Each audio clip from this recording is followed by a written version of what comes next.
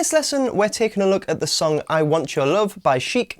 This is part of my Nile Rodgers lesson series, which you can access via the link in the description. And in the first lesson in that series, I went through a bunch of the common chords and techniques and also the gear that Nile Rodgers uses, so do check that video out if you haven't already. This is the first video that I'm adding in addition to the original series because a bunch of people requested it.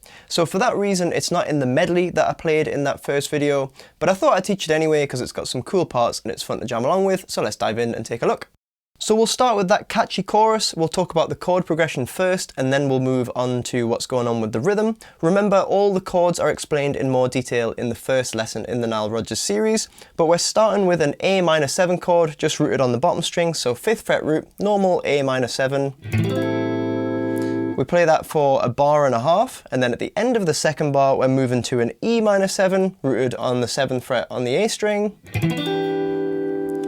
The next chord we've got, we're going to slide down and play an F major 7, which sounds like this.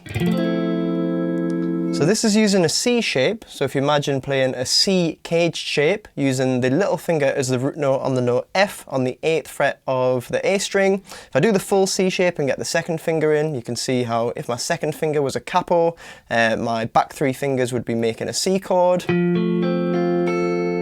So it comes from that original shape, but we're just taking the middle finger off so that we get that major 7.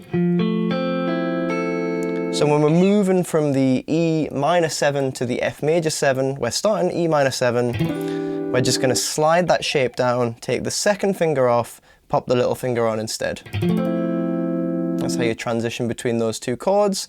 And then the final bar of the progression is just going to be a D minor 7, using that same A root minor 7 shape. And then slide that up 2 frets for the E minor 7. So in full, we've got A minor 7 for a bar and a half. Then up to E minor 7 at the end of the second bar. Down to that nice F major 7. And then ending with D minor 7, E minor 7. And then if we look at the rhythm, the main rhythm pattern that we're using is this. Okay?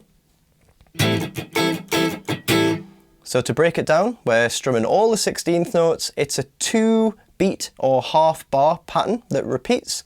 So that pattern is going to be, if I just use the A minor 7 as the example, we're going to fret the first down strum.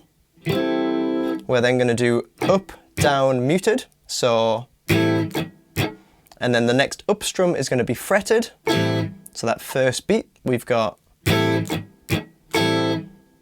the first 16th note of beat 2 is going to be a muted down strum, we're going to fret the up strum, and then finish with 2 muted strums down up. Okay, so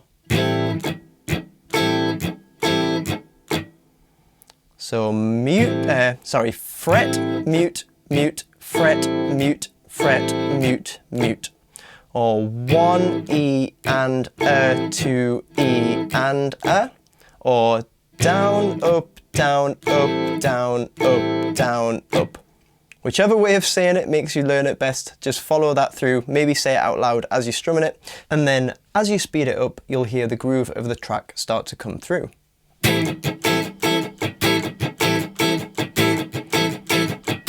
That's the groove that you're going for, and then if we put that back into the full chord progression, remember it's a bar and a half on the A minor 7, so that works out as 3 of them rhythm patterns because each one is half a bar.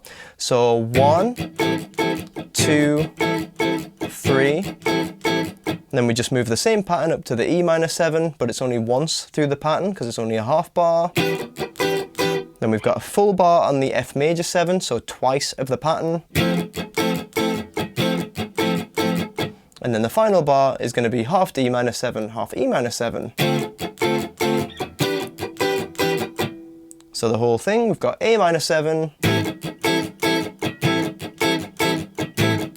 E minor 7, F major 7,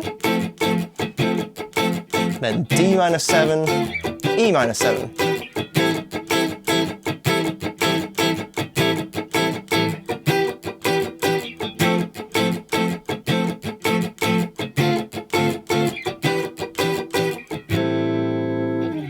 And that is the progression for your chorus.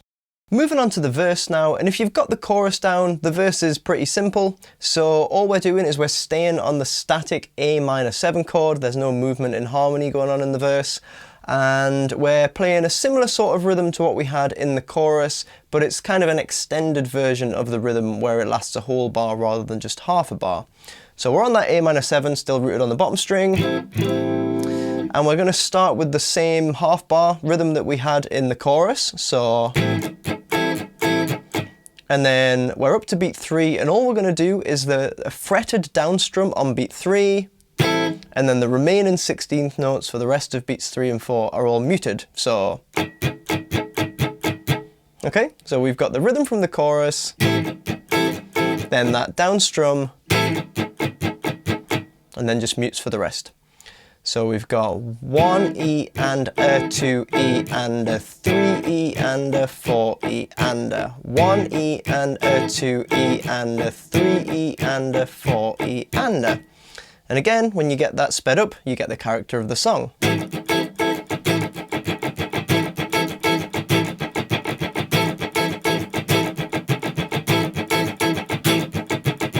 And the vocals just kind of sit over that A minor 7 pad. Now, if you watch him play live, he likes to throw in a bit of variations just to make it a bit more interesting. So you can use some of the variations that you've learned if you followed through with this Nile Rodgers series, especially on that bit where you would normally have just the muted strums. You can kind of throw in a little bit of whatever you want just to make it more interesting. So you might have kind of...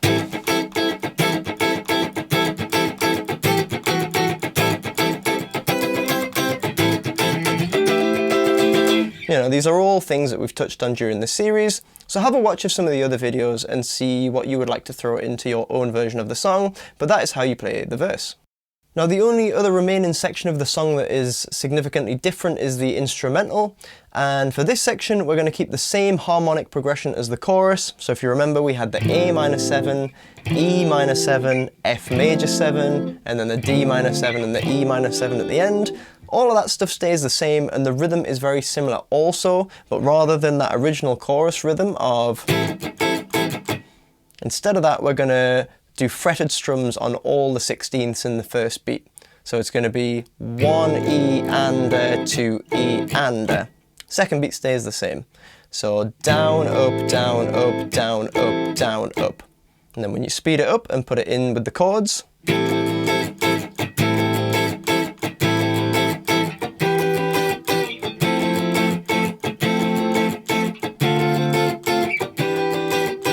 so the first phrase, the chords are just played the same way that we've already played them, but at the end of the second phrase,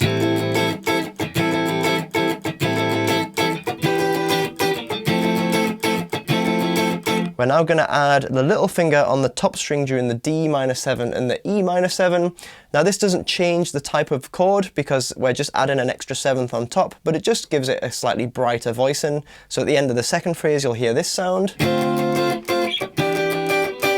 So in the D minor 7, little fingers sitting on the 8th fret of the high E string, and then E minor 7 is 2 frets higher, so it'll sit on the 10th fret. And that's just kind of given us an extra little bit of brightness, and it's building up to the next part, which is actually my favourite part of the song. Really melodic chord voicings that he plays here. We're going to take that same minor 7 shape and slide it all the way up to the A minor 7, rooted on the 12th fret of the A string. So pretty high chords, fingers are pretty squashed together, but we've still got one finger on each fret from the 12th fret upwards, so little fingers up there on the 15th fret, and we're just keeping the same rhythm going. Then we're sliding down to the E minor 7, keeping the little finger on. But now for the F major 7, we're doing something slightly different. We're actually going to play an F major 9, which is a really nice sounding chord. Now the way that I want you to think of this one is it's going to come from this F major 7 shape, which is like a normal A shape chord that you would play.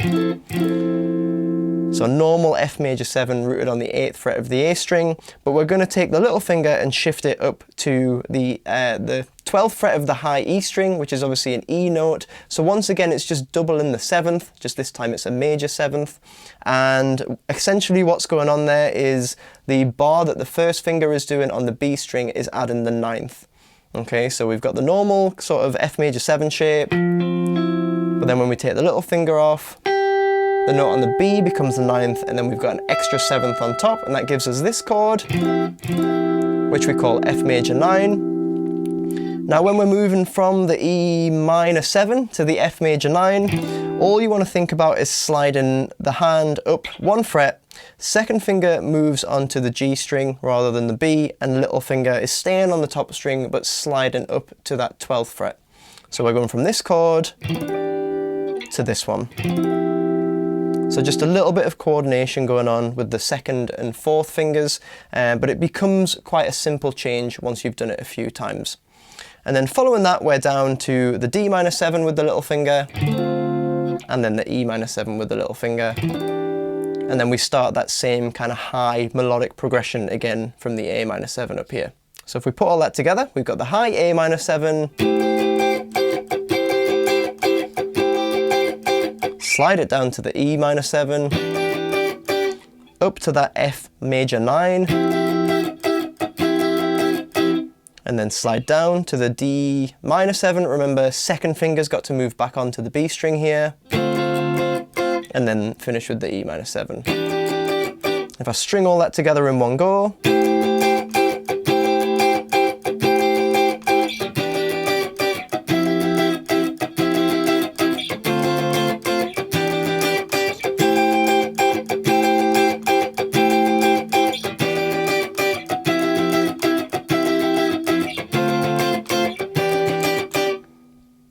guitar-wise, I'd definitely say that's my favourite part of the song. They're just really nice chord voicings, and having the little finger on the top note just adds a nice little bit of melody into your chords. And then after that, we fall into kind of a breakdown section. We're going back to the low A minor 7 rooted on the bottom string, and we're doing the chorus rhythm, but just playing it lightly. So. And that kind of just lets the song settle back into its normal sort of groove, and then we're going back into the normal progression for the ending of the song. But that gives you all the parts to I Want Your Love. I hope you've enjoyed taking a look at this one. Do check out the full Nile Rodgers playlist if you're interested in this kind of funk playing, particularly that first video where we went over a bunch of chords and techniques and theory and gear and all that sort of stuff. Remember to subscribe for some more lessons, and I'd really appreciate you giving the video a like if you found it helpful, and hopefully I'll see you for another lesson soon.